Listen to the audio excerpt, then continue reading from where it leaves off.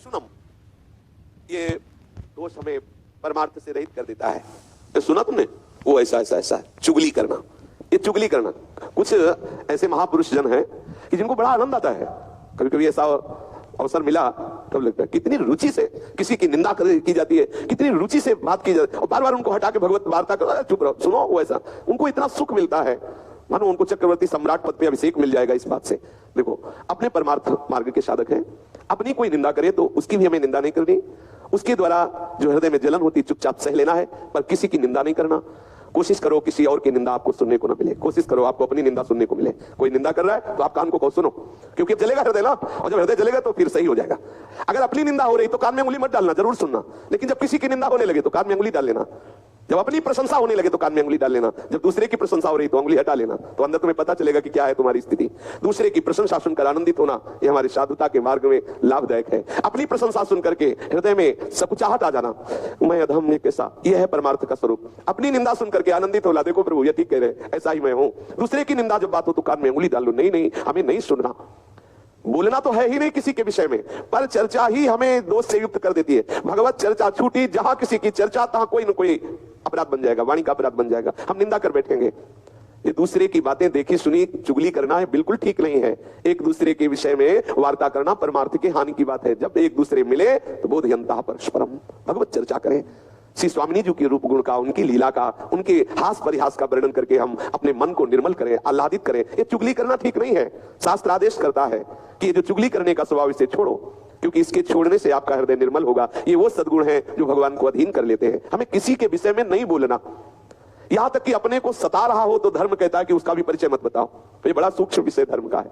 जब धर्म स्वरूप बैल को जब परीक्षित जी ने देखा कि उसके चरण टूट गए हैं, तीनों एक चरण से चल रहा है और एक पुरुष प्रहार भी कर रहा है, पूछा बैल से जो धर्म रूप में था कि आपको दंड कौन दे रहा है?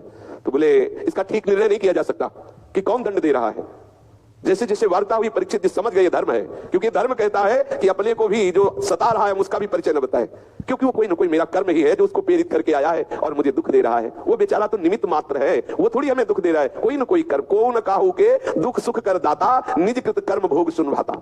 अगर कोई हमें आकर के पीट रहा है तो सच्ची मानिए हमारा कर्म ही कोई उसके ऊपर बैठ गया और वो आकर हमें पिटवा रहा है, हम उसका भी विरोध नहीं करते। यही तो साधुता है। इन्हीं सद्गुणों से तो प्रभु रीझ जाते हैं, प्रभु प्रसन्न हो जाते हैं। हमें ये बात धारण करनी है हृदय में। प्रभु के मार्ग में चलने का आपका उद्देश्य है तो आप चुगली करना छोड़ दीजिए।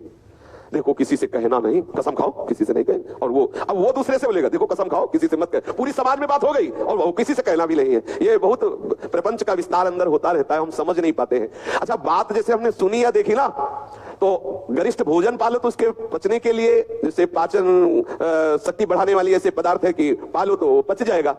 ऐसे ही जब किसी की बात अगर आपके हृदय में पहुंच गई और आप नाम जपना शुरू कर दे तो भले पच जाए, नहीं तो चाहे दीवार से बोलना पड़ेगा। अब थोड़ी शांति मिली। वो जैसे नहीं पेट में गुड़गुड़ गुड़गुड़ होए तो फिर अब उसमें चूरन, पंचसकार चूर्ण या कोई ऐसा डाल लो तो भले बच जाओ, नहीं तो वो फिर बार बार खट्टी डकारें आना और ऐसा। तो ऐसे इसमें डकार से आती, कैसे बोले, कोई तो मिले तो बोले सुनो किसी से कहना नहीं। बोले क्या?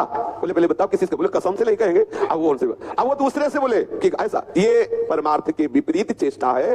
थोड़ा हम हजम करना, पर हजम करने की औषधि नाम है। अगर नाम जब नहीं हो रहा तो हजम नहीं होगा, वो बिल्कुल धरी रहती है यहीं। और जब निकाल देना, किसी से बात कर देना तो लगता है हाँ अब शांति मिली है, वो तो कहना ही पड़ेगा। इसलिए नाम जप के द्वारा पचा सकते हो, अन्यथा नहीं। अगर नाम जप नहीं तो आप ये पचा नहीं सकते हो। आपसे बुलवाएगी, चुगली करवाएगी, निंदा कराएगी। दोष दृष्टि द्वेष वृत्ति मिटा करके हमें सर्वत्र भगवत भाव करना है। इसलिए हमें किसी की चुगली नहीं करनी है। सबको सुख पहुंचाने की भावना, सबसे सुंदर दया का स्वरूप यही है। सबका मंगल हो, सब सुखी हो। कैसे होंगे? नाम कीर्तन से, नाम जप से, लीला कीर्तन से, लीला श्रवण से सबका मंगल होगा। आप किसी को 2 रोटी दे देते हैं तो उसका मंगल थोड़ी हो जाएगा। थोड़ी देर के लिए भूख मिटी, फिर 4-6 घंटे बाद फिर उसको सताने लगी। वास्तविक दया का स्वरूप क्या है? सबका मंगल हो, सब सुखी हो, सब आनंदित हो। तो किससे होंगे? सबका मंगल, सबका सुख, प्रभु का नाम कीर्तन श्रवण करना, प्रभु का नाम कीर्तन गायन करना, प्रभु की लीला कथा श्रवण करना, प्रभु की लीला कथा गायन करना सबसे बढ़िया निरपेक्ष दया है। जब कहीं कोई आपको मिले तो उसको सुख प्रदान करने की भावना से आप भगवत चर्चा कीजिए, भगवान नाम कीर्तन करने की प्रेरणा दीजिए, भगवान नाम जपने की प्रेरणा। ये सबसे बड़ी दया है। नाम सुकृत धन अपनी जीवन, ये हमारा जीवन है। राधा नाम हमारा जीवन है, हमारा प्राण है, सबसे बड़ा धन है, परम धन है। अब हम किसी को राधा नाम सुना रहे, राधा नाम कीर्तन कर रहे, राधा नाम जपने की प्रेरणा करें, ये सबसे बड़ा सुख है, उसको दिया जा रहा है। क्यों? इसमें फंसोगे नहीं। फंसोगे नहीं। अपने आराध्य देव का नाम कीर्तन। अगर कहीं अन्य भावना करके अन्य दया करना शुरू किया तो फंसने के चांस है। सबसे हित की भावना, सर्वभूत हिते रता। कैसे हित होगा? केवल किसी को थोड़ी औषधि दे दी, थोड़ा भोजन दे दिया, वस्त्र दे दिया दया करके, तो ये कोई खास दया नहीं हुई। सदा मंगल होता रहे यदि उसके नाम रूप लीला धाम में कहीं भी रुचि हम पैदा कर पाए संघ के द्वारा, ये बहुत बड़ी दया हो गई, ये बहुत बड़ा हित हो गया, उसका बहुत बड़ा मंगल हो गया। ये हृदय में विचार कीजिए। सर्वभूत हिते रता कैसे होगा? भगवान नाम से होगा, भगवत लीला गुणगान से, भगवत रूप चिंतन से होगा। कोई भूला हुआ जीव यदि भगवान नाम जपने लगे, उसका मंगल हो गया। उसके शरीर से ऐसे परमाणु निकलेंगे, जहां वो रहेगा वो आसपास वातावरण मंगलमय होने लगेगा। अगर एक आदमी दुराचारी है, गंदे आचरण करता है, तो जिस मोहल्ले में रहता है वो पूरा मोहल्ला दूषित हो जाता है। उसके वातावरण से वो सब दुखी होने लगते हैं। एक महात्मा जहां रहता है तो वो क्षेत्र आनंदमय होने लगता है, क्योंकि उसका प्रभाव सबके पाप का नाश करके आनंद प्रदान करता है।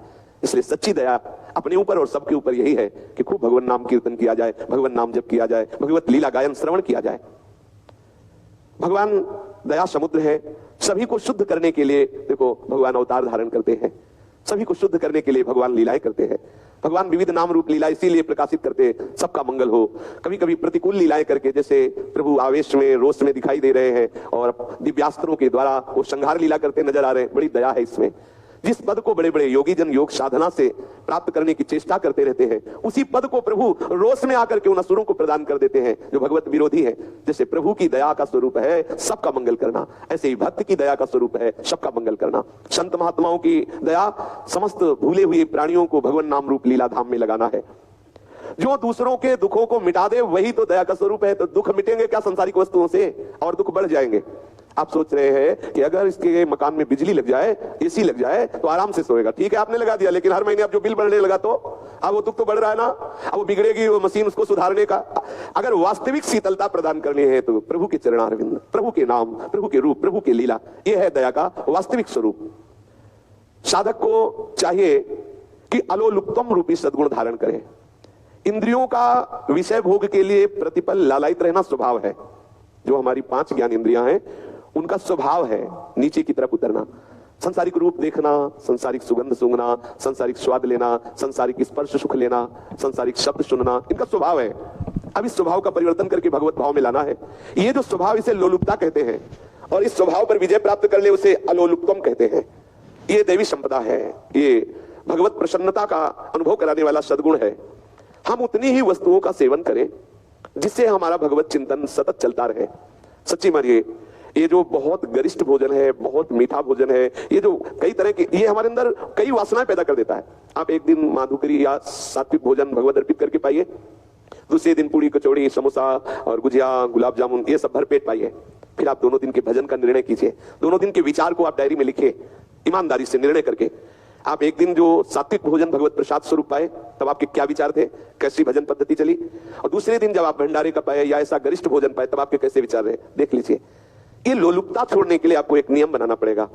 समाज में जो अच्छे पदार्थ कहे जाते हैं उनसे आपको बचना होगा। बहुत अच्छा भोजन बना हुआ है, वो आपके भजन को नीरस करने वाला है। ये इंद्रियों की लोलुपता, एक एक इंद्रिय को संभालना होगा।